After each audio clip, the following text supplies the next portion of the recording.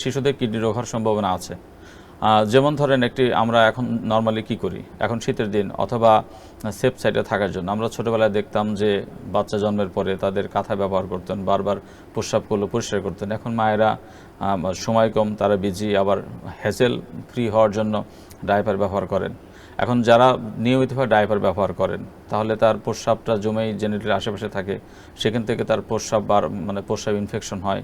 Diaper অনেক সময় মল ত্যাগ করে ফেলেন, সে মলের কিছু অংশ প্রস্রাব নালীতে এসে সেখান থেকে প্রস্রাব ইনফেকশনের সম্ভাবনা থাকে। এবং রেকর্ড বলে যে যদি কোনো বাচ্চার বারবার প্রস্রাবে ইনফেকশন হয়, বিশেষ করে 5 বারের বেশি, এই ইনফেকশন থেকে তার কিডনি রোগ আক্রান্ত হওয়ার সম্ভাবনা খুব বেশি থাকে। নাম্বার 1। নাম্বার 2 হচ্ছে যাদের প্রস্রাব করতে কষ্ট হয়, ফাইমোসিস থাকে, প্যারাফাইমোসিস থাকে, প্রস্রাব করতে কষ্ট হয়, আটকে যায়, তাদের দেখা গেলো প্রস্রাব ক্লিয়ার হয় না, সেখান থেকে তার কিডনি রোগ আক্রান্ত হওয়ার সম্ভাবনা থাকে। পেনিসের মধ্যে যে প্রস্রাব নালী একটা ভাল্ব থাকে, পোস্ট ইউরিথ্রাল ভাল্ব, সেই ভাল্বের সমস্যা থাকলে সেক্ষেত্রে কিডনি রোগের সমস্যা হয়। জন্মগতভাবে 2টা নালী পাওয়া যায় প্রস্রাব মূত্র নালীর, একটা উপরের দিকে পিইউজি বলে, আর একটা নিচের দিকে পেশাবের থলির সাথে ভিইউজি বলে। এই যে 2টা জাংশন আছে, সেই 2টা জাংশনের যদি কোনো অসুবিধা থাকে, স্ট্রিকচার থাকে, সেখান থেকে বাচ্চাদের অসুবিধা থাকতে পারে। জন্মগতভাবে এই রোগটা হতে পারে কিনা? হ্যাঁ, জন্মগতভাবে কিডনি রোগ আছে, বিধায় জন্মগতভাবে কিডনি রোগ ধরার জন্য 2টি ডিপার্টমেন্টও প্রতিষ্ঠিত আছে।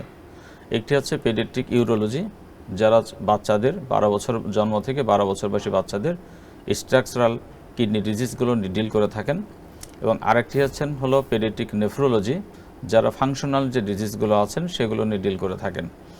জন্মগতভাবে বাচ্চাদের আসলে বেশ কিছু অসুখ হতে পারে, যেমন সিস্টিক যে ডিজিজগুলো আছে, বাচ্চাদের কিছু সিস্টিক ডিজিজ হয়, যেমন autosomal recessive polycystic kidney disease আছে, ফেব্রিস ডিজিজ আছে, বাচ্চাদের অ্যালপোর ডিজিজ আছে। বাচ্চাদের জন্মগতভাবেই কিডনি প্রদাহজনিত রোগ গ্লোমেরুলোনেফ্রাইটিস হতে পারে।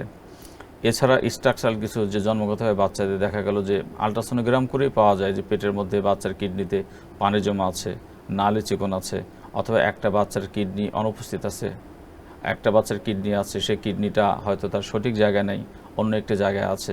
সেজন্য জন্মগতভাবে যে বাচ্চাদের অসুখ বিসুখ হয় না সেটি সত্য নয়, বরং যথেষ্ট পরিমাণ বাচ্চার আপনার জন্মগতভাবে কিডনি অসুখ হতে পারে। এ সমস্ত সিনারিও দেখা গেল ঢাকা শিশু হাসপাতাল, বঙ্গবন্ধু ভার্সিটি, অথবা ন্যাশনাল কিডনি ইনস্টিটিউট বা ন্যাশনাল কিডনি ইনস্টিটিউট, এই সমস্ত এটার সংখ্যাটা আসলে কেমন, মানে শিশু জন্মগত যেটা হচ্ছে এটার সংখ্যাটা বাংলাদেশে কেমন?